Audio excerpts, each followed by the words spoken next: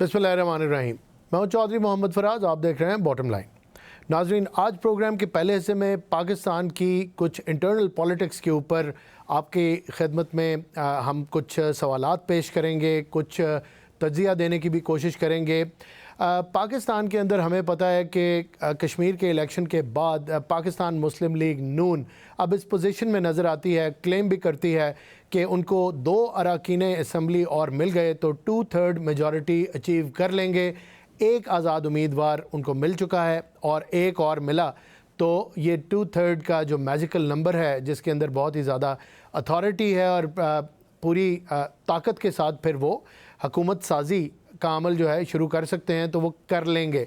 दूसरी तरफ उनके सेंटर में कोalition पार्टनर्स पाकिस्तान पीपल्स पार्टी ने ये फ़ैसला किया है कि जो भी हो जाए कानूनी चाराजोई करेंगे और इनका मोमेंटम तोड़ देंगे। हुकूमत जो है उसके ख़िलाफ़, जो हुकूमत बनने वाली है उसके ख़िलाफ़ एक स्टे ले लेंगे और उसके लिए वो हाई कोर्ट जो है आज़ाद कश्मीर की उसका रुख करेंगे। साथ ही पाकिस्तान तहरीक इंसाफ ने फ़ाइनल की कॉल दे रखी है। 27 सितंबर का वो दिन होगा और काफ़ी पुरज़म नज़र आते हैं। चीफ़ मिनिस्टर KP के ख़ुद लीड करेंगे इस स्ट्रीट मूवमेंट को। क्या नतीजा निकलेगा ये वक्त बताएगा। इसके साथ ही पूरे मुल्क के अंदर सूबों की डिवीज़न्स के हवाले से एक डिबेट जो है वो चल रही है। उसके अंदर तमाम ही पार्टीज़ के जो रिप्रेजेंटेटिव्स हैं वो भी शरीक हो रहे हैं और सेर हासिल बहस का सिलसिला टेलीविज़न के ऊपर उस डिबेट में जारी है। इस डिबेट के अंदर बड़ी अहम चीज़ ये है कि बैरिस्टर सैफ और सलमान अकरम राजा साहब भी इस नुक्ते के ऊपर मुत्तफ़िक हैं कि डिवीज़न होनी चाहिए। सूबों का फ़र्दर जो इनके अंदर बढ़ोतरी है वो ज़रूर होनी चाहिए। पाकिस्तान में ये एडमिनिस्ट्रेटिव कंट्रोल जो है उसको बेहतर बना देगी। सवाल यहाँ पे ये होगा आज की बहस के अंदर कि पुराने सिस्टम को क्यों ठीक नहीं किया जा सकता और फ़र्दर डिवीज़न ही क्यों ज़रूरी है। इसके ऊपर हम बात करेंगे। फैज़ुल हसन चौहान साहब को हमने दावत दी है प्रोग्राम के पहले हिस्से में इन सारी चीज़ों पे गुफ्तगू करने के लिए। इंटरनल पॉलिटिकल सिस्टम के ऊपर उनकी अपनी जो सियासी सोच है वो भी आपकी खिदमत में पेश करेंगे और बाकी जो बयानात आ रहे हैं उनके ऊपर भी कमेंट्स लेंगे। प्रोग्राम के दूसरे हिस्से में हम बात करेंगे ईरान और अमेरिका की जंग की। सदर डोनाल्ड ट्रंप ने एक ताज़ा तरीन स्टेटमेंट दी है और उन्होंने ये कहा है कि ओमान के ऊपर हमला कर देंगे और ओमान को बड़ी सख्ती से डील करेंगे। ये बड़ी सख्त स्टेटमेंट है, एक हमले की धमकी है और अपने ही कोalition पार्टनर को उन्होंने दे दी है। याद रहे कि ओमान के ऊपर ईरान भी हमले करता रहा है और स्ट्रेट ऑफ हॉर्मुज़ के का जो कंट्रोल है उसके लिए एक एग्रीमेंट भी साइन कर रहा है, जिस पे ईरान ने ये स्टेटमेंट भी दी कि ओमान अकेला स्ट्रेट ऑफ हॉर्मुज़ को मैनेज नहीं कर सकता जब तक ईरान इसके अंदर शामिल ना हो जाए, और ईरान तब शामिल होगा जब उसके मुतालबात अमेरिका मानेगा। साथ ही अब्बास अरागची साहब ये भी कहते हैं कि अभी दूर दूर तक बातचीत का कोई इम्कान नहीं। आपकी तवज्जो 17 अगस्त के दिन की तरफ दिलाऊंगा। बर्गनस्टॉक स्विट्ज़रलैंड के अंदर वो मुआहदा जो हुआ था उसकी तारीख़ या उसकी जो एक्सपायरी डेट है वो 17 अगस्त की थी और 17 अगस्त को ये मुआहदा अब दोनों फरीकों के दरमियान, जिसको हम इस्लामाबाद मेमोरेंडम ऑफ अंडरस्टैंडिंग के नाम से याद करते हैं, उसकी एक्सपायरी भी हो गई। इन हालात में कितना ज़रूरी है कि जल्द अज जल्द इन दोनों वॉरिंग नेशंस को एक टेबल पे बिठाया जाए और इनका एक नया मुआहदा करवाया जाए। कुछ खबरें हमने सुनी, ये आ रही थी कि 16 दिन का इसके अंदर एक्सटेंशन हो गया है इस MOU के अंदर, जो कि बिल्कुल गलत खबरें हैं, ऐसा कुछ भी नहीं हुआ। अपने एक्सपर्ट से इन जो चीज़ें हैं, जो US ईरान के हवाले से जो सिचुएशन है, इसके ऊपर भी बात करेंगे। उसके लिए मुझे प्रोग्राम के दूसरे हिस्से में ज्वाइन करेंगी doctor Shazia Cheema, IR expert हैं। उनके साथ एम्बेसडर मियाँ सनाउल्लाह होंगे और हुसैन शहीद सोहरवर्दी साहब होंगे, IR के एक्सपर्ट हैं। प्रोग्राम के पहले हिस्से की तरफ चलते हैं और फैज़ुल हसन चौहान साहब को खुशामदीद कहते हैं। चौहान साहब, पाकिस्तान के अंदर नए एडमिनिस्ट्रेटिव यूनिट्स को लेके एक डिबेट शुरू हुई है। टेलीविज़न के ऊपर भी एक बड़ा मुबासा हो रहा है और हर तरफ हर पॉलिटिकल पार्टी यही बात कर रही है कि नए यूनिट्स बन जाएं या ना बने। आप क्या समझते हैं कि अगर नए यूनिट्स बन जाएंगे तो तमाम मसाइल का हल निकल आएगा, पुराना सिस्टम ठीक नहीं हो सकता? बिस्मिल्लाहिर्रहमानिर्रहीम। देखिए, बात यह है कि मैं किसी 32 सूबों के हक में तो नहीं हूँ ज़ाती हवाले से। ठीक। और पाकिस्तान के अंदर जो तकरीबन 40-45 साल एज अ सियासी कारकुन मैंने जो वक्त गुजारा है और 2 दफ़ा हुकूमतों में रहा हूँ, 7 मिनिस्ट्री एक्सरसाइज की है, जो मेरा तजर्बा है पब्लिक डीलिंग का और सूबे और वफाक की सियासत को समझने का, मेरे पॉइंट ऑफ व्यू से पंजाब के 4 सूबे और बलोचिस्तान के 3 सूबे, KPK के 3 सूबे और सिंध के 2 सूबे बनने चाहिए। ठीक है ना, ये तकरीबन को 11 से 12 ठीक। जनाब आपके सूबे हैं जो बनने चाहिए। अब ये कहना जबान से बहुत आसान है, हम जनाब अभी तक जनूबी पंजाब नहीं बना सके। बिल्कुल।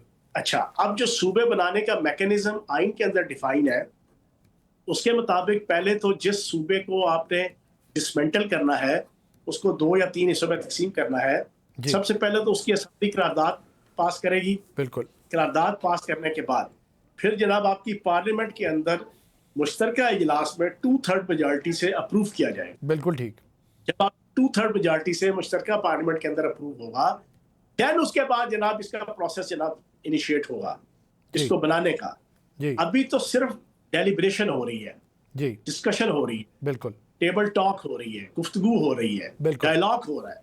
जी। और इस डायलॉग में मार्केट का भाव भी चेक हो रहा है, पता ठीक। चल रहा है कौन सा बंदा कहाँ से बोल रहा है, सही है। किसकी पश्तो कहाँ से बोली जा रही है, ठीक। किसकी फांसी किधर से आ रही है, किसकी नीयत क्या है, किसकी तबीयत क्या है, किसकी जहनीत क्या है और किसकी सलाहियत क्या है। ठीक। समझ गए? बिल्कुल। जहनीत, तबीयत, सलाहियत, जनाब ये सारी चीजें ये ऑब्जर्व की जा रही हैं मुक्तदरा की तरफ से भी, रियासत की तरफ से भी। ठीक है। बाकी डिस्कशन हेल्दी है। अगर आप दलाइल से बात करेंगे जी। तो इंडिया जो हमसे बड़ा मुल्क है, 150 करोड़ की आबादी का है, जी।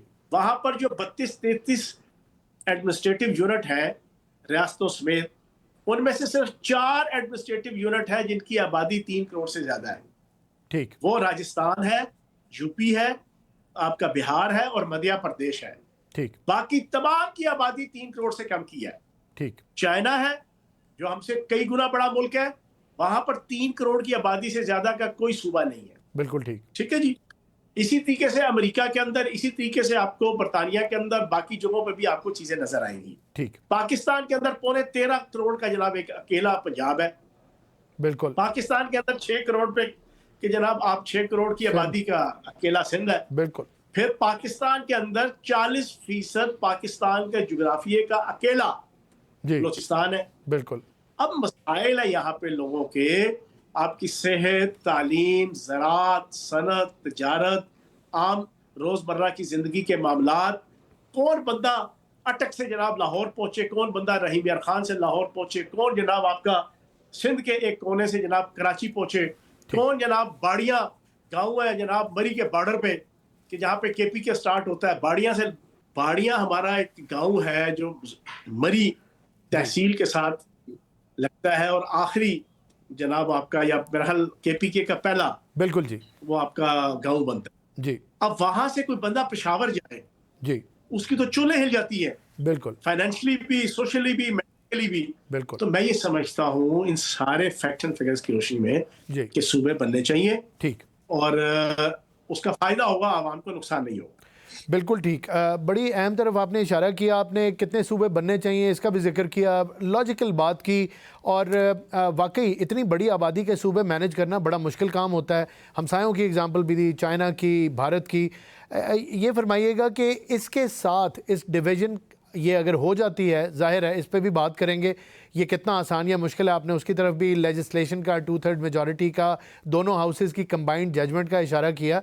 ये फरमाइएगा कि कितना अहम होगा कि इसके साथ अगर डेवोल्यूशन ऑफ पावर हो जाए, लोकल बॉडीज़ का जो निज़ाम है वो भी इन नए यूनिट्स के अंदर फाल हो जाए, तो इसका आवाम को कितना फ़ायदा होगा, उसके ऊपर कब जोर देंगे? देखिए, बलदियाती सिस्टम बदकिस्मती से 18वीं तरमीम के बाद अभी तक कोई सूबा यूनिफॉर्म किस्म का बलदियाती सिस्टम नहीं ला सका जी। और 18वीं तरमीम के बाद अभी तक सिर्फ 2015 का इलेक्शन हुआ है, इलेक्शन भी नहीं करा सकते जी। अब ये बहुत से ड्रॉबैक्स है 18वीं तरमीम के। अब 18वीं तरमीम के ड्रॉबैक्स का अंदाजा लगाएं कि 20,000 अरब जो है वो वफाक का रेवेन्यू है, 15,000 अरब रुपया FBR का टैक्स रेवेन्यू है, जी। तकरीबन 5,500 अरब आपका जनाब नॉन टैक्स रेवेन्यू है और आपके जो अखराजात हैं, आप 9,000 अरब वफाक दे देता है सुबह को, जी पीछे उसके पास बचता है 11,000 अरब, और जी उसके अखराजात है 18,000 अरब जनाब वफाक के अखराजात हैं, बिल्कुल जिसमें से 7,000 अरब रुपए का खसारा है वफाक को, जी 7,000 अरब रुपए का। अब ये सारे का सारा इस 18वीं तरमीम की वजह से है। वफाक के पास पैसा ही नहीं है अपने मामलात को स्ट्रीमलाइन करने का। अच्छा, फिर जिन वजूहात की बिना पे ये सारा सरमाया वफाक का हासिल किया हुआ, वफाक की मैनेजमेंट के तहत हासिल किया हुआ रेवेन्यू जो जी सूबों में तकसीम हो रहा है, सूबे वो परफॉर्म भी नहीं कर रहे जिस मकसद के लिए 18वीं तरमीम के अंदर इनको ये फैसिलिटेट किया गया था। बिल्कुल तो मैं ये समझता हूं कि बलदियाती सिस्टम भी उनमें से एक है। बलदियाती सिस्टम होना चाहिए, ठीक उसका इस तरमीम के साथ या सूबों बनाने के साथ कोई इतना ज्यादा मैं नहीं समझता। वो ठीक अभी भी अगर ये चाहे तो एक अच्छा बलदियाती सिस्टम बनाए, बिल्कुल ठीक उसको एम्पावर करें, बिल्कुल ठीक इख्तियारात जनाब आप निचली सतह पे लेके जाए। ठीक लेकिन मसला ये है कि हुकूमतें जो है और जो पार्टियां हुकूमतों में होती हैं वो समझती हैं कि हमारे हाथों से ताकत और इक्तदार निकल जाएगा, जी वो निचले नुमाइंदों के पास चला जाएगा। बिल्कुल वो फिर सूबाई हुकूमतें और वो वजीर और वो वजीर आला वो फिर प्रॉपर तरीके से बलदियाती सिस्टम पाकिस्तान में लेकर नहीं आते। बिल्कुल ये है असल वजह। बिल्कुल ठीक। ये फरमा दीजिएगा कि सियासी बयानात आने का सिलसिला जारी है। पाकिस्तान पीपल्स पार्टी का मौक़िफ़ ये है कि अभी ये बात चल रही है, जैसे आपने भी जिक्र किया कि अभी तो बात चल रही है, और अगर 2/3 मेजॉरिटी होगी तो बात देखेंगे कि किस करवट ऊँट बैठेगा। फिर अगर सूबों से ये इख्तियार वापस लेना है तो उसके लिए दोबारा 2/3 majority combined house national assembly के अंदर वर्डिक्ट पास करवाना पड़ेगा। तो वो इतने ज़्यादा बॉदर्ड नहीं है इस चीज़ के ऊपर। और मुस्तफ़ा कमाल साहब कहते हैं कि उन्होंने राना सनाउल्लाह साहब के बयान के ऊपर कमेंट किया कि जब ये एडमिनिस्ट्रेटिव यूनिट्स बनने होंगे तो राना साहब को पता भी नहीं चलेगा और ये बन भी जाएंगे। तो सियासतदान इस तरह की गुफ्तगू करें तो अवाम उसका क्या अंदाज़ा लगाएंगे कि मुल्क किस तरफ जा रहा है, और इनका रोल इसके अंदर क्या है। जो सही चीज़ होने वाली है वो डिले हो जाती है, और जो नहीं होने वाली होती तो ये इशारा दे देते हैं कि उसका फ़ैसला कहीं और हो जाता है। आप क्या कहेंगे? नहीं, कोई और फैसला हो नहीं ना सकता। देखो, जो पढ़ा लिखा समझदार आइन और कानून पे नजर रखने वाला पॉलिटिशियन है ठीक वो यबड़ियां नहीं मारेगा, वो यारियां बारियां नहीं मारेगा, ठीक वो बात करेगा पिन पॉइंट। मैंने आपके सामने पहले क्वेश्चन के जवाब में जो सारी बात कही, हकीकत वो है। ठीक सर, आपको हर असेंबली के अंदर आपको करारदाद पास करनी पड़ेगी। पहली शर्त, करारदाद पास होती है सादा अक्सरियत के साथ।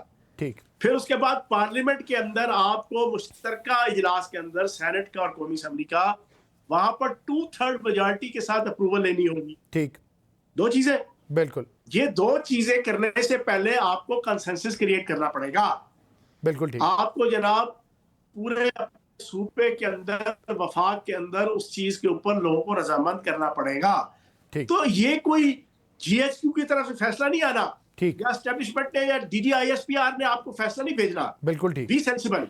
बिल्कुल ये ठीक डेलिब्रेशन से, ये मुज़ाकरात से, ये डिस्कशन से, ये डायलॉग से ये सारी चीजें सॉर्ट आउट होंगी। जी, मैं यही पूछ रहा था कि ऐसा तासुर देते क्यों हैं? जब आपने इतना लॉजिकल जवाब दिया, ऐसा तासुर दे के क्या फ़ायदा होता है? अवाम डिसइल्यूजन होती है, अवाम को आप एक गलत सिमत के अंदर सोचने पे मजबूर कर देते हैं। बिल्कुल आपने बड़ा वाजे करके जवाब दिया। ये फरमा दीजिएगा कि कश्मीर के इलेक्शन की थोड़ी सी आपकी राय चाहता हूँ उसके ऊपर। नून लीग कहती है कि हम एक सीट दूर हैं 2/3 मेजॉरिटी हासिल करने में, और पाकिस्तान पीपल्स पार्टी कहती है कि कानूनी चाराजोई करेंगे और इनको अदालत में लेके जाएंगे, स्टे लेंगे। ये दोनों पार्टीज़ कोलिशन पार्टनर भी हैं, एक दूसरे के साथ इन्होंने चलना भी है, आइनी ओहदे एक के पास हैं, हुकूमत दूसरी के पास है। आप कैसे देखते हैं ये आगे कहाँ जाएंगे कश्मीर के इलेक्शन के हवाले से? ये मकबूजा कश्मीर तक जाएंगे। आप बहुत दूर तक ले गए इनको। जी और ये सारी वैसी की वैसी टकटलियां हैं। आपका इलेक्शन जो दो दो जिलों में रह गया है, पूंछ के 2 जिले हैं, सदनौती है और रावलाकोट है, ठीक वो हो गया। उसके बाद टाइम टाइम फिर सारे पुरानी तनख्वाह के ऊपर काम करेंगे। अल्लाह अल्लाह खैर सल्ला, सारे और क्या पुरानी करना है तनख्वाह पे इन्होंने? काम करेंगे। जी बिल्कुल ठीक ठीक है किसी की जरूरत नहीं है इस वक्त जनाब मौजूदा जितने हैं ना, जी कि वो रियासत को या मुख्तरा को आंखें दिखा सकें। ठीक ऐसा नहीं होगा। बिल्कुल ठीक कुछ बात पीटीआई की कर लेते हैं। पीटीआई की कॉल है 27 तारीख की, 27 सितंबर की, और वो कहते हैं कि जी सीएम केपीके जो हैं वो लीड करेंगे स्ट्रीट मूवमेंट को और बड़ा फैसला कुन जो है उनका रिज़ल्ट निकालेंगे, कोई एहतजाज करेंगे। कैसे देखते हैं आप उनके एहतजाज की कॉल को? क्या तैयारी आपको नज़र आती है पीटीआई की, और क्या आपको लगता है कि इवेंचुअली पाकिस्तान पीपल्स पार्टी जो है वो झुकाव रखेगी अपना पीटीआई की तरफ, या ये भी कुछ ऐसी बीच में ही रहेगी चीज़? इस दफा नकदा कोका की तहरीक को वो छितर और लितर पढ़ने हैं कि आपकी सोच रहा है। जी ठीक है, ये आप लिख लो जी मैं, ये आपकी सोच है। वहाँ ठीक की है ब्यूरोक्रेसी ने, वहाँ के चीफ सेक्रेटरी ने, जी वहाँ के आईजी ने हाथ जोड़ के कहना भाईजान तुसी जानो तो ਤੁਹਾਡਾ काम जाना है। इसमें मैं आपको एक छोटा सा लतीफा सुना देता हूँ। जी प्लीज। एक नई नई शादी कपल की, ठीक, अगले साल उनका पहला बेटा हुआ, उन्होंने नाम जनाब अपने अम्मी अब्बू दोनों तरफ से बुलाए और बुला के जनाब उन्होंने कहा जी हमारी ख्वाहिश है कि इसका नाम आप रखें। ठीक, लड़की वाले के भी आए हुए, लड़के वाले के भी आए हुए, उन्होंने कहा जी इसका नाम रख दो सादत लाई। ठीक है, अगला साल हुआ, दूसरा बच्चा हो गया, फिर मियाँ बीवी ने अपने अपने माँ बाप को बुलाया, बहन भाइयों को, उन्होंने कहा जी हमारी ख्वाहिश है कि इसका नाम आप तजवीज़ करें। उन्होंने नाम रख दिया बरकत। तीसरे साल तीसरा बच्चा हो गया जी, फिर उन्होंने अपने माँ बाप को और अपने बहन भाइयों को बुलाया, उन्हें कहा जी हमारी ख्वाहिश है कि इसका नाम आप तजवीज़ करें। उन्होंने नाम रख दिया फजल लाई। ठीक है। चौथे साल चौथा बच्चा हुआ तो मियाँ बीवी ने हस्बे आदत हस्बे साबिक अपने अपने माँ बाप को इकट्ठा किया ना, तो जब वो उसके सामने नाम रखने का मुतालबा करने लगे तो दोनों के माँ बाप ने हाथ जोड़ के कहा कि इसका नाम रख दो बस कर लाई। जी बिल्कुल ठीक, मैं समझ गया आपकी बात, और यकीनन हमारी नाजरीन भी आपकी बात समझ गए। चीफ सेक्रेटरी ने, होम सेक्रेटरी ने, ब्यूरोक्रेसी ने, आईजी केपीके ने हाथ जोड़ के कहना है भाईजान बस करो, ਅਸੀਂ ਹੈਗੇ ਆ ਮੁਲਾਜ਼ਮ ਰਿਆਸਤ ਦੇ, ਬਿਲਕੁਲ ਤੁਹਾਡੇ ਪਿਓ ਦੇ ਨੌਕਰ ਨਹੀਂ ਆ, ਅਸੀਂ ਤੁਹਾਡੀ ਨਾਜਾਇਜ਼ ਖਵਾਇਸ਼ਾਤ ਦੇ ਨੌਕਰ ਨਹੀਂ ਆ, ਅਸੀਂ ਤੁਹਾਡੀ ਨਾਜਾਇਜ਼ ਜ਼ਰੂਰੀਆਤ ਦੇ ਨੌਕਰ ਨਹੀਂ ਆ ਜੀ, ਅਸੀਂ ਤੁਹਾਡੀ ਨਾਜਾਇਜ਼ टकटलियां ਦੇ नौकर नहीं आ, हम इस रियासत को उबे करने वाले मुलाजिम हैं। ये हालत तो इस दफा पहली तो ये आनी है। दूसरी, अभी मुंडेर चढ़ेगी नहीं जनाब आपकी बेल, उससे पहले इतने बड़े बड़े डिसीजन हो जाएंगे कि इनकी आंखें खुल जाएंगी। बताएं क्या समझते हैं, क्या बड़े डिसीजन होंगे चौहान साहब? फिर आपसे कोई एक बड़ा डिसीजन जो आपके ज़हन में? गवर्नर राज भी लग सकता है। ठीक है, ठीक है, गवर्नर राज लग सकता है, दुरुस्त, ठीक है जी। फिर उसके बाद आपकी असम्बली के अंदर से जनाब आपकी तहरीक अदम एतमाद आ सकती है। तो ठीक, तीसरा जनाब आपके केपीके के वज़ीर आला सुहेल अफरीदी साहब के मुतल्लिक 26 नवंबर के हवाले से फैसला बिल्कुल तैयार है। ठीक है, सेशन की अदालत से में भी और इस्लामाबाद में भी बिल्कुल सरेआम सरे बाजार ये गुंडागर्दी करते हुए, तोड़फोड़ करते हुए इनकी वीडियोस मौजूद है। बिल्कुल ठीक, इनके खिलाफ केस चल रहा है। बिल्कुल केस सारी प्रोसिक्यूशन हो चुकी है। ठीक, ये नाहल हो जाएगी। चौहान साहब बिल्कुल आपके वक्त का बहुत बहुत शुक्रिया। नाजरीन, आपने की गुफ्तगू सुनी, उनकी प्रेडिक्शंस भी सुनी। देखते हैं वक्त आएगा तो क्या चेंजेस, क्या प्रेडिक्शंस जो हैं वो ठीक साबित होंगी और क्या ठीक साबित नहीं होंगी। प्रोग्राम के दूसरे हिस्से की तरफ चलते हैं, लेकिन यहाँ लेना है एक शॉर्ट कमर्शियल ब्रेक, कहीं मत जाइएगा।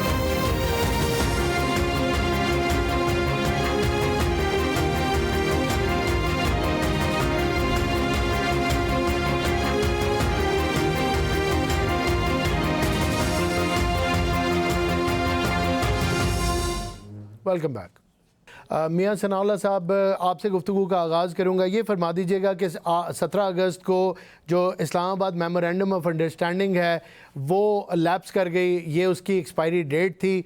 आ गई। अब आप आगे कैसे देखते हैं? जंग तो रुकी हुई है, लेकिन जो हॉस्टाइल स्टेटमेंट्स हैं उनका सिलसिला जारी है। आगे प्रोग्राम में उसकी तरफ भी इशारा करूंगा, कुछ सवालात आप सबकी खिदमत में पेश करूंगा। लेकिन कितना ज़रूरी हो गया है बैकडोर चैनल डिप्लोमेसी, या फोर फ्रंट पे आके जो मुल्क चाहते हैं कि थोड़ा सा अमन हो, बातचीत हो, उनको कितनी और एफर्ट करनी पड़ेगी? ये कितना सिग्निफिकेंट है इस मुआहदे का फॉर्मली ख़त्म होना? दोनों वॉरिंग नेशंस ने इसके ऊपर डिक्लेयर तो कर दिया था कि ये मुआहदा ख़त्म हो गया और जंग दोबारा शुरू कर दी थी, लेकिन फिर भी मुआहदे की डेट तो तब तक थी, मतलब वो वैलिड था। अब ख़त्म होने से आपको लगता है ये सेरेमोनियल चीज़ है या इसका कोई इम्पैक्ट है? इसके ऊपर गुफ्तगू करें। बेसिकली एमओयू जो हुआ था, आपने भी कहा, वो खत्म, दोनों ने कहा था कि नहीं खत्म हो गया जी, और इससे आगे बढ़ गए हैं। बिल्कुल। मेरे अपने ज़ाती ख्याल के मुताबिक अगरचे उसकी एक्सपायरी तो होगी, डेट आ गई है जी, लेकिन इसको कूड़ा दान में नहीं फेंका जाएगा। ठीक है। इसी से, क्योंकि ये भी खासी मेहनत के बाद एक खाका सा बना था। जो एमओयू था, कोई उसकी ना कानूनी पोजीशन उतनी स्ट्रांग नहीं थी ठीक, जैसा कि एमओयू की होती है। बेहतर। इसी को बेस बना के आगे बातचीत कर रहे हैं। अब जो बात अड़ी हुई है, अभी भी मैं उसका कुछ स्टेटमेंट पढ़ रहा था, ईरान की तरफ से था, और वो भी धमकियां दिए जा रहे हैं। इधर हमारे प्रेसिडेंट ट्रंप साहब भी बहुत सख्त किस्म की लैंग्वेज इस्तेमाल कर रहे हैं। जी, तो वो तो अपनी जगह है, लेकिन साथ साथ ईरान ने कंफर्म भी किया है कि पाकिस्तान और कतर सालसी के तौर पे मौजूद हैं। बिल्कुल ठीक। अब न हुर्मुज़ में कोई बातचीत होगी और फिर बात आगे बढ़ सकती है। अदरवाइज तो अगर उन्होंने वार डैमेजेस मांगे थे जी, तो वो बात उसने प्रेसिडेंट ट्रंप ने भी कर दी थी। यानी सख्त से सख्त लहजा बढ़ रहा है। जी, अभी कोई झड़पें भी उनकी होती हैं, बाकी वहाँ जो पोजीशन है वो तो स्टैंड स्टिल है, ठीक। स्टेलमेटेड है। जी, वो उन्होंने नाकाबंदी की हुई है और उन्होंने, वो कहते हैं हमारा मैनेजमेंट कंट्रोल है, ईरान वाले कहते हैं।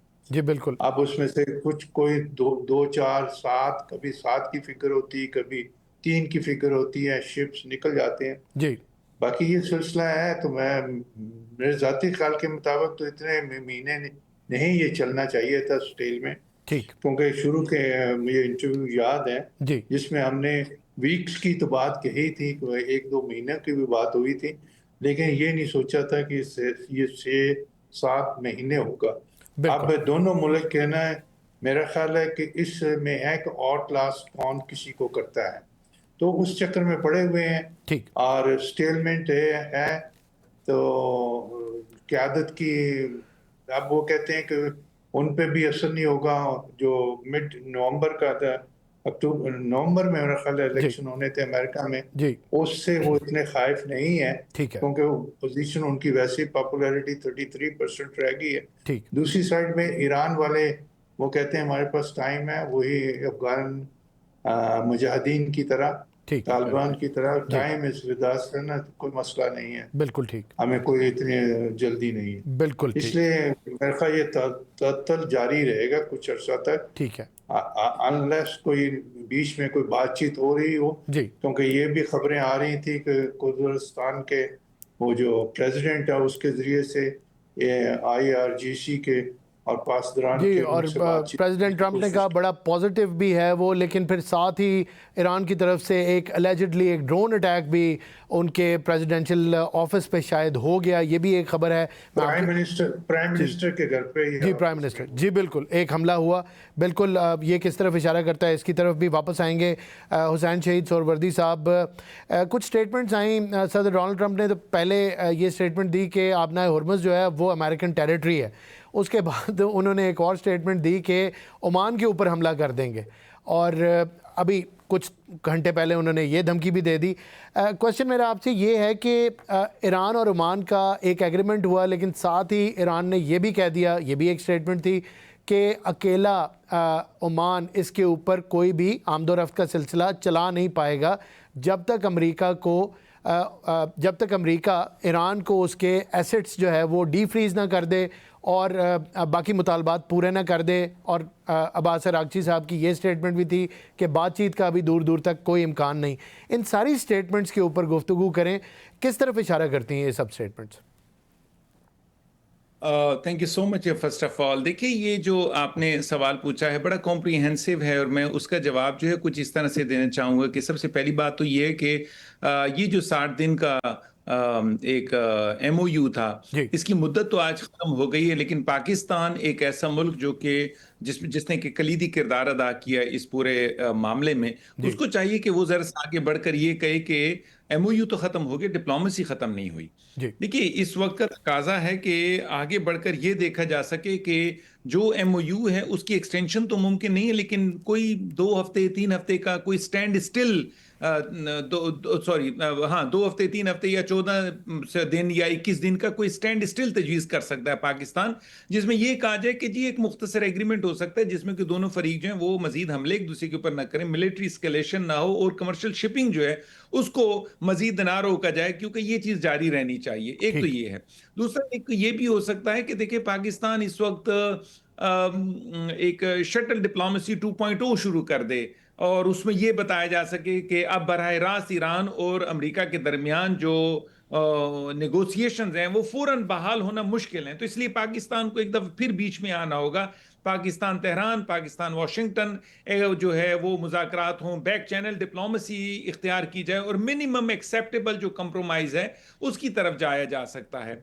एक और बड़ी इंपॉर्टेंट गलती हो रही है इस पूरे इलाके में, और वो ये है कि स्टेट ऑफ हॉर्मस को पहले हल किया जाए, क्योंकि इस वक्त वो फौरी मसला है। देखिए, स्टेट ऑफ हॉर्मस जो है वो स्ट्रेटेजिक लेवरेज बन गया है, यानी कि अमेरिका उसे खोलने की बात कर रहा है कि हर सूरत में खोला जाए। ईरान उसे चाह रहा है कि जी मेरा ये कंट्रोल है और ये ईरानी टेरिटरी है, मैं इसको हर सूरत में अपने कंट्रोल में रखूंगा।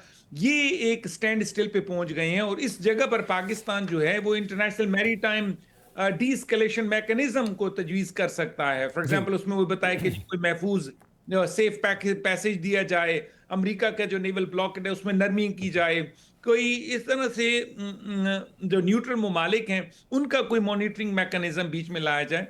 चौधरी साहब, एक चीज बड़ी इंपॉर्टेंट है जो कि हम एक और भी इग्नोर कर रहे हैं यहाँ पर, और वो ये कि अमेरिका की तरफ से न्यूक्लियर इशू को हॉर्मस के साथ उन्होंने नथी कर दिया है। देखिए, इन दोनों को अलहदा करना होगा। हॉर्मस एक कंप्लीटली डिफरेंट इशू है, न्यूक्लियर इशू कंप्लीटली डिफरेंट है, और पाकिस्तान को इन दोनों मसाइल को एक ही पैकेज में बंद होने नहीं देना चाहिए। पाकिस्तान एक ऐसा किरदार अदा करे को इनको सेपरेट कर दे। तो फॉर एग्जांपल, अगर आप मुझसे इसके लिहाज से अगर पूछते हैं तो मेरा ये ख्याल है कि फेज 1 में जो है सीज फायर, हॉर्मज, ह्यूमैनिटेरियन इकोनॉमिक जो पैकेज है उसकी तरफ देखें। फेज 2 में न्यूक्लियर प्रोग्राम को डिस्कस किया जाए। फेज 3 में फिर सैंक्शंस और उनके फ्रोजन एसेट्स हैं जो वो कहते हैं। फेज 4 में जो है वो जाकर रीजनल सिक्योरिटी अरेंजमेंट्स की बात कर सकते हैं। वो ये जो अभी बात हुई कि जी वो कहते हैं कि जी हमारे पास हमारे जो पैसे तुमने, हमारा जो तवाने जंग है ईरानी कहते हैं वो हमें।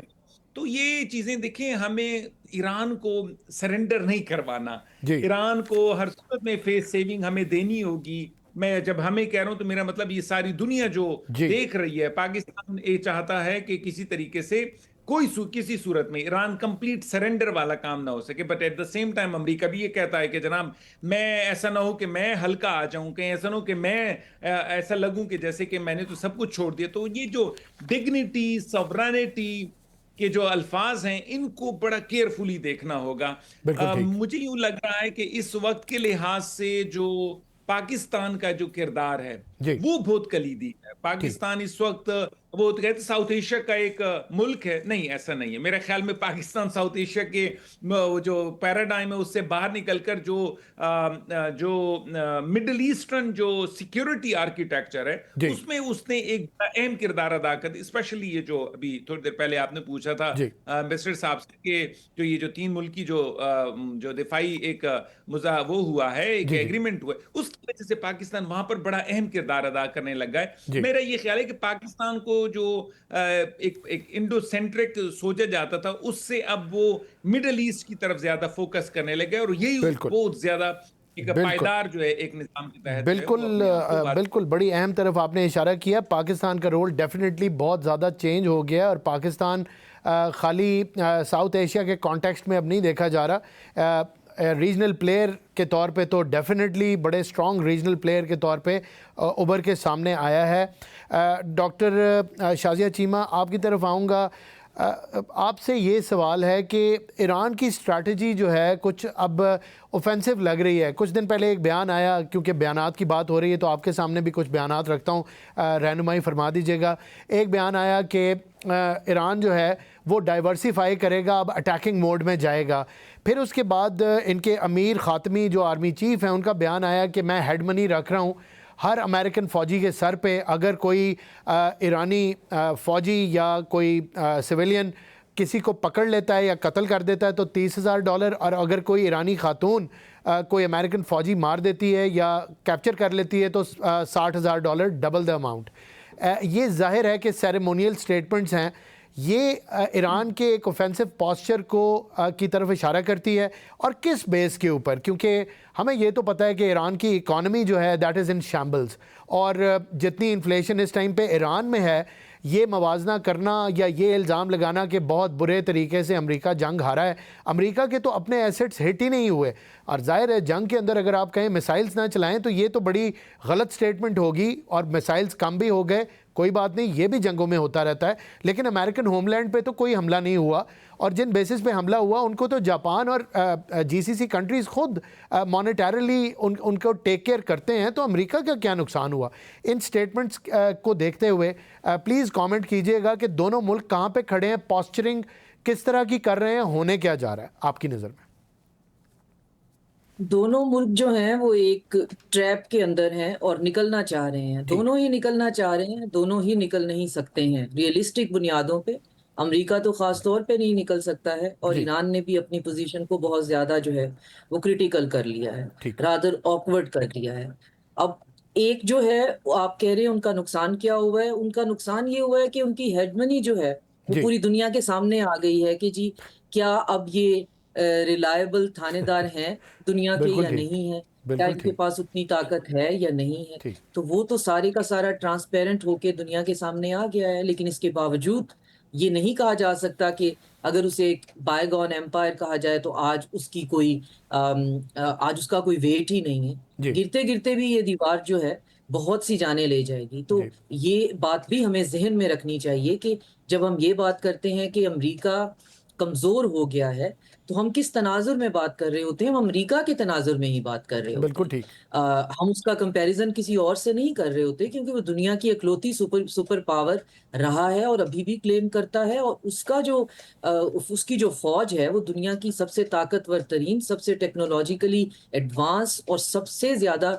मिलिटरीली जो है इक्विप्ड और एग्रेसिव जो है उसको उसकी बिल्कुल पॉस्चरिंग जो है वो समझा जाता है। तो हम आज भी अगर ये देखना चाहें कि फर्स्ट गल्फ वॉर की तरह जिस तरह वो आए थे और वो और शॉक जो है या जो हमें इराक में नजर आया था वो नजर नहीं आ रहा, तो हम उसी में कंपैरिजन कर रहे होते हैं। आपका बिल्कुल ठीक, सवाल ये था कि दोनों खड़े कहाँ हैं। मुझे ये लगता है कि मिड टर्म के बाद अमेरिका एक कोशिश जरूर करेगा ईरान पे अटैक करने की, क्योंकि एक तो ईरानी जो है वो अपनी पोस्चरिंग इस तरह की कर रहे हैं कि किसी सूरत भी वो निगोशिएशन की तरफ जो है वो आ ही नहीं रहे।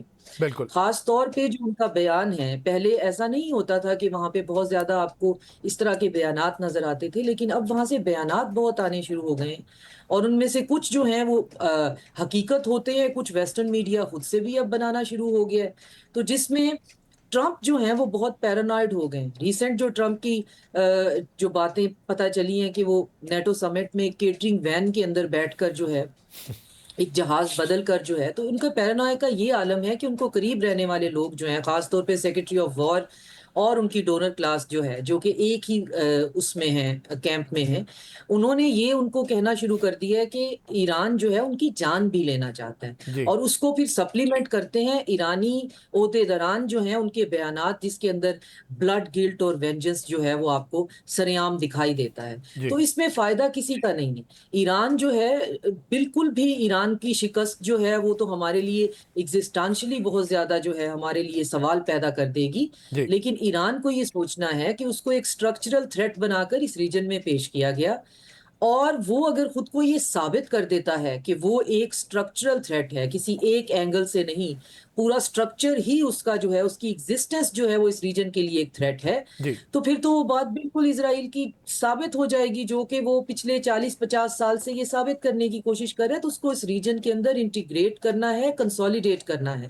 ठीक और जहां तक स्टेट ऑफ हुर्मुज का ताल्लुक है, तो ओमान और ईरान जो भी मैकेनिज्म उसका बना रहे हैं, गल्फ कंट्रीज उसमें ऑन बोर्ड हो जाएंगे, कोई उसमें प्रॉब्लम नहीं है। जी अब मसला ये है कि उसको आप कब तक फंक्शनल करना चाहते हैं। जब फंक्शनल करते हैं तो भी ईरानी कह रहे हैं जी ये गुजर सकता है, जिसने हम पे हमला किया है वो नहीं गुजर सकता, बिल्कुल अमेरिका का एलाई नहीं गुजर सकता, इजराइल के एलाई नहीं गुजर सकते, जिन्होंने ईरानियों का खून है जिनके हाथों पे, वो नहीं गुजर सकते। तो बिल्कुल इस तरह तो कारोबार नहीं होता। तो बिल्कुल ठीक जब बिजनेसमैन जो है वो हिट होने लगेगा, तो फिर चीजें जो हैं, जो चीज आज इनके लिए एक लेवरेज है, ये इनके लिए एक ट्रैप और दलदल भी बन सकती है।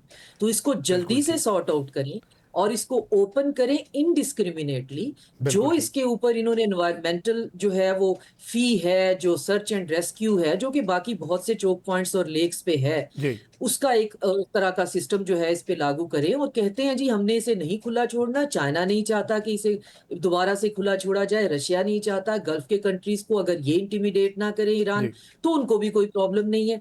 तो इन प्रॉब्लम्स को सॉल्व करना बहुत जरूरी है, और पाकिस्तान को थोड़ा सा बैक फुटिंग पे हमें जाना होगा। मैं तो पहले दिन से ये कह रही हूँ कि हमें मीडिया पे भी इसको इतना एम्पलीफाई करने की जरूरत नहीं है।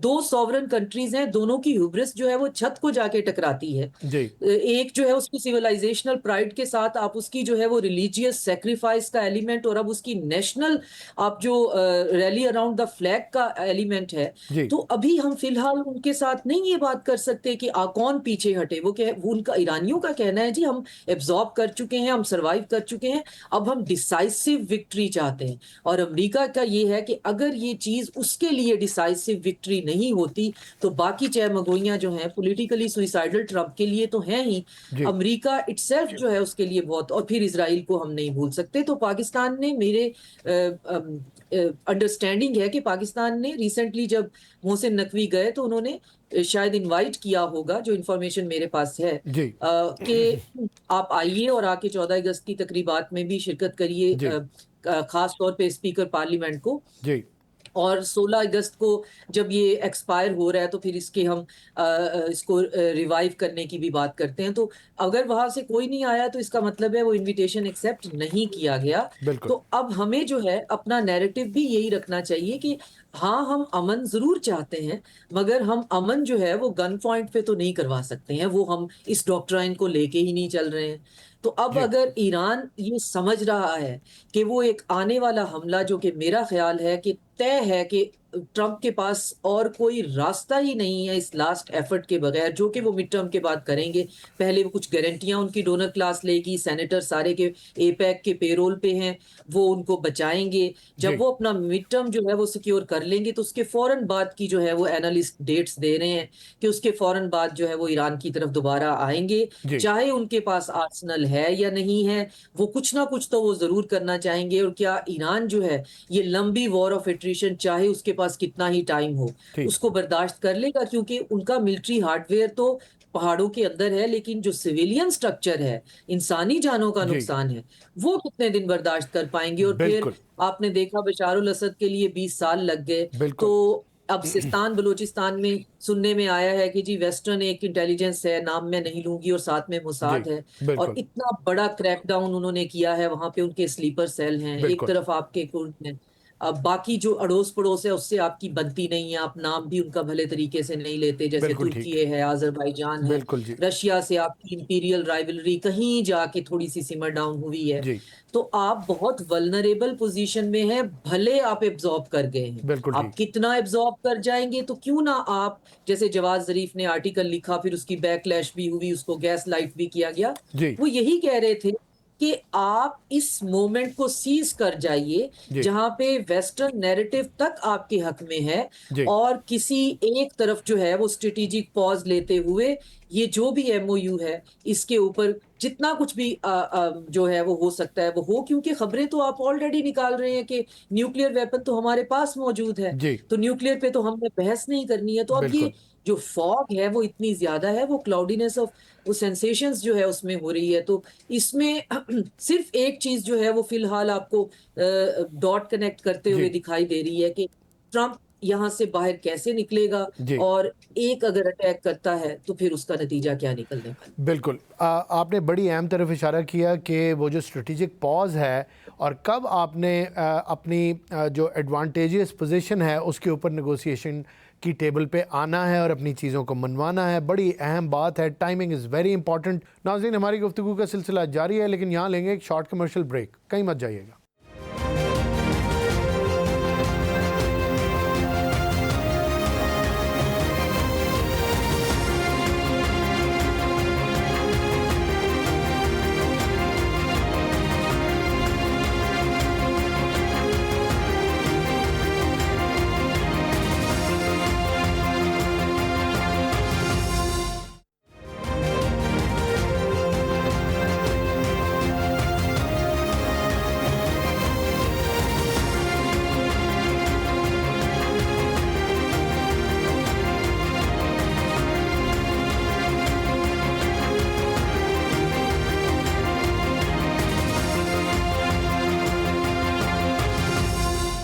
Welcome back. एम्बेसडर साहब, आपकी तरफ आऊँगा। स्टेटमेंट्स की बात कर रहे हैं तो सदर डोनाल्ड ट्रंप ने एक स्टेटमेंट दी जिसमें उन्होंने बड़ा बोल्ड करार दिया ये जो ट्राइलैटरल एग्रीमेंट है, और इसके ऊपर खुशी का भी इजहार किया। प्राइम मिनिस्टर शहबाज शरीफ ने भी उनको एक अपने जो रिस्पॉन्ड किया वो भी बड़ी खैर सगाली उसमें दिखाई, उनका शुक्रिया अदा किया। इसके ऊपर भी थोड़ी सी गुफ्तगू कर लें। ये जो ट्राइलैटरल एग्रीमेंट है डेफिनेटली ये बड़ा एक इम्पॉर्टेंट माइलस्टोन है जो पाकिस्तान ने अचीव भी किया है, और इसका पाकिस्तान को फ़ायदा भी हम एक्सपेक्ट कर रहे हैं कि होगा इन डेज़ टू कम। इसके अंदर it can become a bigger alliance by the inclusion of other GCC countries into this trilateral agreement fold, और फिर क्या नाम इसका बनता है और क्या नहीं वो वक्त बताएगा। आप ये बता दीजिए कि ये जो सदर डोनाल्ड ट्रंप की स्टेटमेंट है ये कितनी इंपॉर्टेंट है, accepting the role of Pakistan into the middle east, और बाकी दो कंट्रीज, खैर सारी कंट्रीज़ तीनों ही स्ट्रेटेजिक पार्टनर्स हैं USA के। कैसे देखते हैं सर आप इस स्टेटमेंट को? बेसिकली ये हमें तो वेलकम करना चाहिए। जी। और जहाँ तक उसकी एक सिंसेरिटी है या वार्मथ है इसके पीछे, वो तो सबको पता है कि वो अगर ये कहते कि कुछ खिलाफ बात करते तो वो तो उनकी अपनी सुबकी भी हो जाती। जी लेकिन मेरे ख्याल में वो सिंसियरली फील कर रहे हैं कि रीजनल कंट्रीज का भी अपना कहीं ना कहीं जो इनसिक्योरिटी के, इंस्टेबिलिटी के मामलात हैं जी उनमें अक्सर उनका किरदार होना चाहिए। जी उस ट्रेंड को वो उजागर कर रहे हैं। अब उसके बारे में तो अभी तक हमें जो बात पता है वो तो क्लास 5 की पता है। जी अब वो उसकी फिर एप्लीकेशन होती है किस सूरत में होगी, अभी तो उसको जब उसका हुती ने ना अटैक किया था उसके ऊपर रामको के हेडक्वार्टर पे, जी रिफाइनरी पे, जी और उसके बाद कुछ शिप्स पे सऊदीज के, उस वक्त तो किसी ना हमने कोई रिएक्शन उस पे आया, आई मीन है ना उसके मुताबिक ना उसको हमारे एसेट्स पे हमला समझा गया, ना दूसरी साइड पे तुर्की ने ऐसा कोई रद्द अमल दिया। ठीक। लेकिन ये पॉसिबल है कि जो वो है वो इस तरह के मसले उन्होंने तय पहले से किए होंगे कि टेरिटरी पे होगा तो फिर वो उसको उस तरह समझा जाएगा। ठीक। वैसे भी वो क्लास ऑटोमेटिकली तो नहीं होगी, अप्लीकेबल नहीं होगी। जी लेकिन ये एक लिहाज से अच्छा है अगर इसमें वो भी आ जाता है। इजिप्ट का भी सुन रहे हैं कि वो भी जी आना चाहता है, या उसके बारे में बातचीत हो रही थी। फॉरेन मिनिस्टर पे तो चारों लोग मिले थे, R4 जिसको बोलते हैं।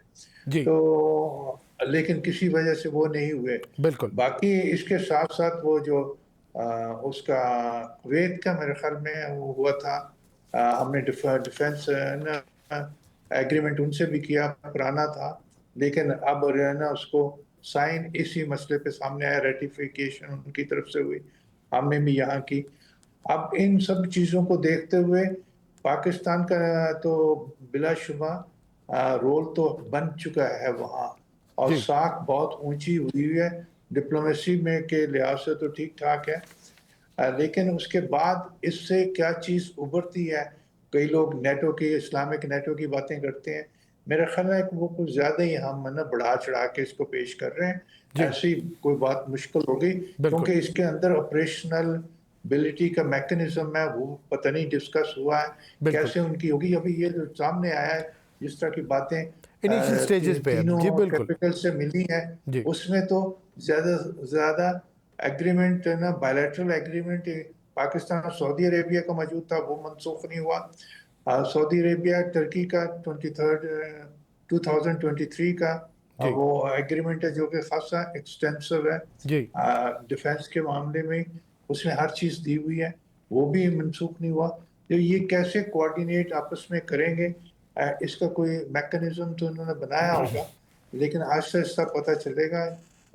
लेकिन पाकिस्तान का फिर भी, ये पाकिस्तान की दफाई का है ना, इंडस्ट्री भी इससे में भी पाकिस्तान को मदद मिलेगी।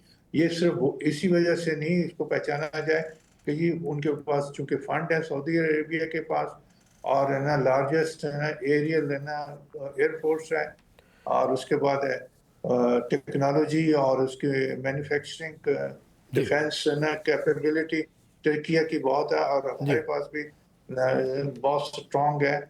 और नेटो का भी कुछ ना कुछ है ना नॉलेज है ना इस तीनों ट्राइलैटरल जी। अलाइज के दरमियान में ना एक्सचेंज होगा। बिल्कुल ये ठीक। खुश आन बातें हैं, ठीक। होपफुली ऐसा हो जाएगा, ठीक। लेकिन इसको आहिस्ता आहिस्ता ही होगा, एकदम तो नहीं होगा। ये बिल्कुल। पहले तो ऑपरेटेबिलिटी की मसला आएगा, फिर और मसले मसाइल होंगे। इससे पहले भी तो वो इन्होंने 41 कंट्रीज की इस्लामिक है ना वो कमीशन बनाया था, जी। जिसमें हमारे फॉर्मर चीफ है ना गैबो रहील साहब उसके जी हेड हैं। बिल्कुल। जी वो बिल्कुल। हमें बस और हवालों से मिलती है, ठीक। अदरवाइज तो उनका एक्शन तो पेपर पे ही है अभी तक। बिल्कुल ठीक। आपका पॉइंट आ गया और बड़ी अहम बात आपने की कि लेकिन ये कामयाब है जी। ना। जी बिल्कुल। इसको कैसे पर्सपेक्टिव में लेके आते हैं इस मुआहदे को, और स्लोली एंड ग्रेजुअली किस तरफ जाता है, ये अभी देखना बाकी है। हुसैन साहब आपकी तरफ आऊँगा। आपने लास्ट प्रोग्राम के अंदर जब हम बात कर रहे थे तो इजिप्ट का जिक्र किया था, और इजिप्ट की इंक्लूजन के हवाले से आपने अपने बड़े सेर हासिल कमेंट्स दिए थे। इस वक्त मैंने याद आपको इसलिए दिलाया कि अगर उसके ऊपर आप अपनी राय देना चाहें तो दे दें, और उसके बाद ये भी फरमा दें कि ईरान ने कतर से डिमांड की है कि उसके 3 SU-24 के जो मिसिंग पायलट्स हैं, जो एक सुसाइड मिशन पे गए थे, और काफ़ी साइट्स को भी उन्होंने हिट किया, जिसमें से एक के रिमेंस तो ईरान को वापस कर दिए गए हैं, लेकिन ईरान कहता है कि 2 अभी कतर की कस्टडी में है, और कतर कहता है कि हमारे पास वो पायलट्स नहीं हैं, हमें नहीं मिले।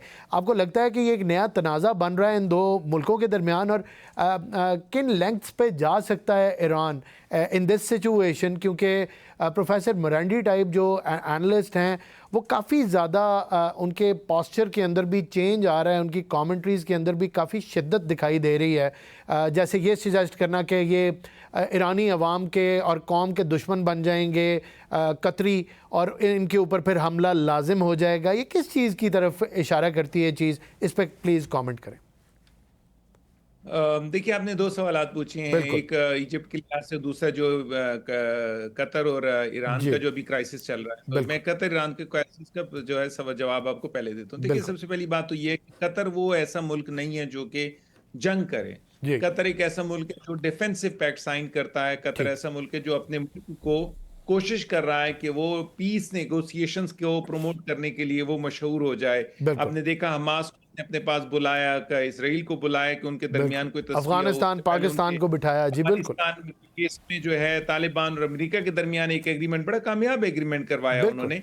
तो वो उसकी तरफ ज्यादा फोकस करें। तो ये जो अगर वो कह रहे हैं कि हमारे पास वो नहीं है, तो इसका मतलब उनको नहीं मिले हैं। लेकिन ये मुझे इसको एस्केलेशन नजर नहीं आ रही है। मुझे ठीक। मुझे यूं लग रहा है कि ये जो अंडरस्टैंडिंग, ये जो मिसअंडरस्टैंडिंग है दोनों के दरमियान, बहुत जल्दी रिजॉल्व हो जाएगी। उसकी वजह ये कि कतर इस चीज में ज्यादा इंटरेस्टेड है कि वो पाकिस्तान, तुर्की और सऊदीया का जो डिफेंस एग्रीमेंट है वो ज्वाइन कर ले, बजाय इसके कि वो यहाँ पर किसी जंग का हिस्सा बन जाए। कतर इस वक्त एक उभरी हुई, ज़हन में रखिएगा मैं उभरती भी नहीं कह रहा हूँ, उभरी हुई इस मिडल ईस्ट की एक इकोनॉमी है। जी। वो कभी भी नहीं चाहेंगे कि वो जो उन्होंने शीशे का जो एक ताजमहल बनाया हुआ है जिसमें वो रह रहे हैं वो कोई पत्थरों से जो है चकनाचूर हो। तो फिलहाल उनकी पूरी कोशिश होगी किसी भी तरीके से ये जो इशू है ये किसी सूरत में एस्केलेट ना करे कि ये पूरी की पूरी जंग की सूरत इख्तियार करे। ठीक। मैं इसको स्टॉर्म इन पी कब करार दूंगा, मैं इसको बिल्कुल ठीक। इतना ज्यादा सीरियस मेरा कि ये ऐसा ठीक। कुछ होगा।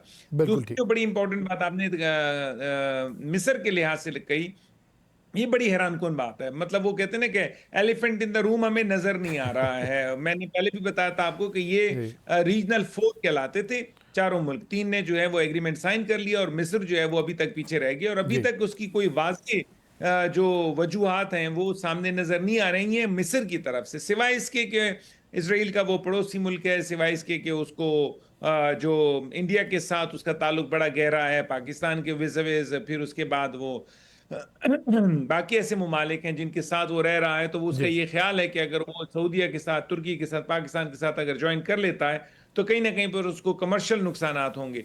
लेकिन इस वक्त जो सिक्योरिटी आर्किटेक्चर सामने आ रहा है, ये ज़हन में रखिएगा कि पाकिस्तान, मैं तो अभी इस हद तक चला जाऊंगा कि मैं कहूँगा पाकिस्तान जो है उसको जी। मीडिएटर का रोल अब छोड़ देना चाहिए। बिल्कुल इस वक्त ठीक। पाकिस्तान जो एग्रीमेंट में आ गया है तीन मुल्कों के और दिफाई एग्रीमेंट में आ गया, तो ठीक। पाकिस्तान बेसिकली पीस प्रोसेस का आर्किटेक्ट बन गया है इस जी। वक्त। तो पाकिस्तान को उस तरफ जाना चाहिए और मिस्र को ये उसको जो है यकीन दहानी करानी है कि अगर वो ये जो वो कहते हैं रीजनल फोर में जी। एक फोर्थ जो है मिसिंग है, बिल्कुल। अगर इजिप्ट भी इसे तो साइन कर लेते तो इलाके में ज्यादा पुख्तगी आ जाएगी, स्टेबिलिटी आ जाएगी। बड़ी जंगी जो अहम माहौल तरफ है, आपने इशारा किया। बहुत मिस्र की वाकई बहुत ज़्यादा इम्पोर्टेंस है। Elephant in the room, nobody can see it. Quite amazing, बड़ा अच्छा आपने इशारा दिया।